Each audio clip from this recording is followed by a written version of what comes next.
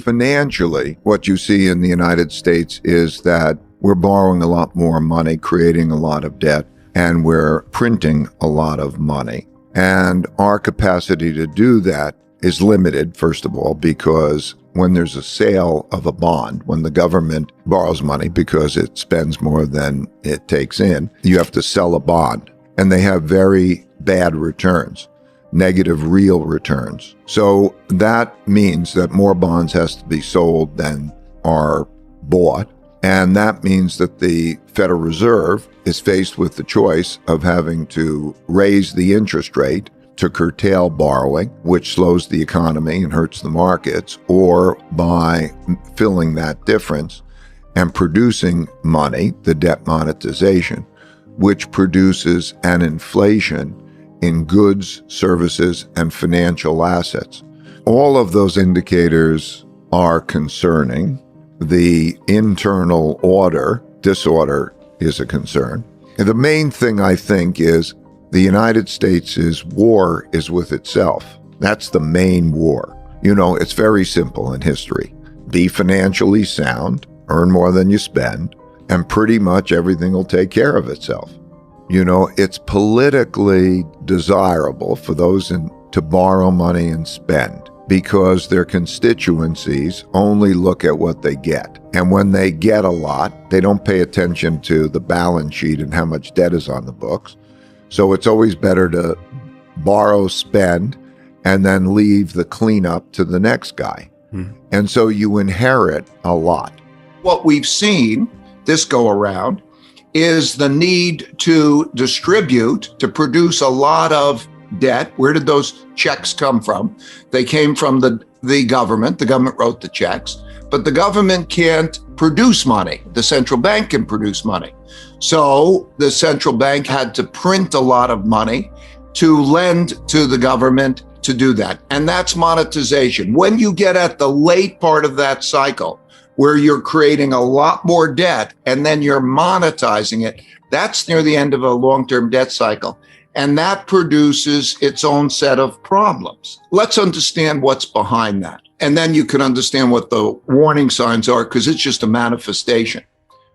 When there has to be a lot of selling of bonds, and bonds don't give any good return, there's a guaranteed negative return in bonds relative to inflation. Inflation index bonds yield minus 1%. And so there's no return. And there's a pile of people who own bonds. And this isn't just Americans, but these are international investors owning bonds.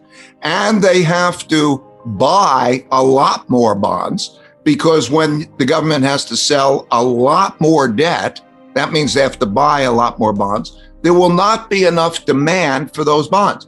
When that happens, interest rates rise. That's what you're seeing now. And the central bank is put in a dilemma. This is all classic end of cycle type of thing.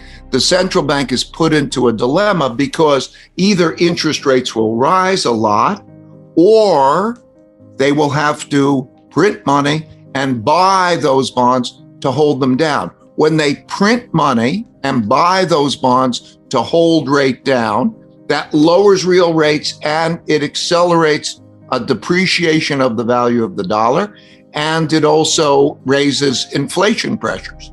And what the imbalance, the frightening thing about this, is that if you get losing money, and people are losing money by holding bonds, and that's not just Americans, those are other foreigners, then they could sell bonds.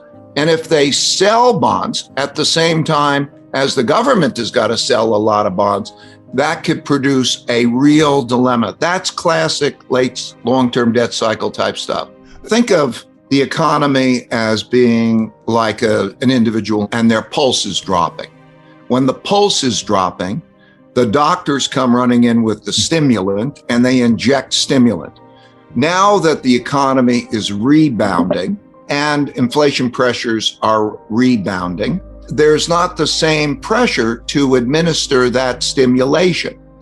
When it happens, when it becomes a problem, is first, the rising interest rates start hurting financial asset prices. First, typically, they hurt bonds. Then they pass through and hurt stocks because still interest rates affect stocks. And when that starts to affect stocks, that's one thing. Maybe the stock market can correct 10 or 15% and the Federal Reserve can tolerate it. When it goes beyond that and starts to affect the economy, that's when you see the real trade-off have to surface. So that's what that looks like. It's not an easy thing to change because what do? Spend less money? And if you spend less money, you give less checks out? Or you can't get people to easily earn more money and change that. So it's a difficult dilemma, and it's a particularly difficult dilemma that I think that you're going to see, particularly the late this year and beyond that, because late this year, you're probably going to see everything be a problem. You're going to probably see higher interest rates because growth will be stronger, inflation will be stronger, and that you'll see probably there won't be enough demand on it. So the thing to watch out for as a signal, if this happens, is that you see the need to buy bonds when the economy is strong and when inflation. If you take, there's this year and then there's beyond this year, and there's the next few years. It's a problem because how we're going to spend money is a political issue, a big political issue, and we're going to have to, and there's going to be too much spending. And so that'll affect the value of the dollar and or interest rates. The Federal Reserve would say we're just going above their inflation targets, not by much. If you look at indicators like the break-even inflation rate, it's about 2.5%, and they would say not yet.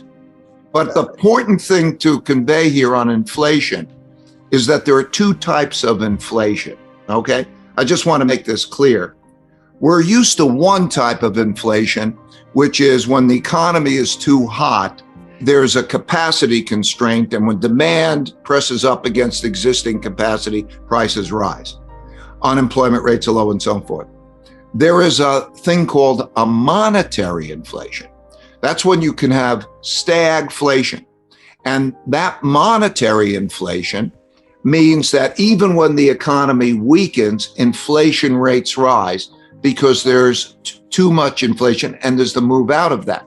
So you're seeing the move out of bonds and cash to move into other assets like stocks and other investment assets, to some extent stocks, gold, other currencies, Bitcoin and the like. But you can start to see a monetary inflation. The real risk, the big risk, is of a monetary inflation, which would come because there would be more sellers of bonds than there are buyers and the need for a lot of printing of money. Cash is trash. It looks like a low risk thing to hold, but it's not. Because when you have a zero interest rate, or in some cases in foreign countries, slightly negative interest rate, and you have an inflation rate of 2% or higher, you get taxed at a rate, essentially you lose buying power at a rate of about 2% a year, and that's a lot. You lose a lot of buying power. And so this is one of those environments you don't want to hold cash. If anything, maybe you borrow some cash and find something that has better than a zero interest rate in it, or something that has inflation. If you bought the average thing, which is inflating at 2% or more a year, you'd be better off. However, the other thing you need to do is diversify well, okay? So don't have cash, and then you need diversification. And the diversification should be currency diversification, country diversification, as well as asset class diversification. When I think of investing, I want to invest in the competitive countries because what happens is wealth is not so much destroyed as shifted, from one asset class to another. There's competition of asset classes, competition of countries, competition of currencies, and so on, and they move around. So when I look at that, I'm saying, let's say if you take a 60-40 stock bond mix, or if you take equities, or you take any one of those things, no. I think the most important thing is to start with diversifying well, because I think that the one thing we know is that we don't know a lot, and it's not easy to necessarily time it about what is going to happen, right? So we should be given humility, and because the markets are relatively efficient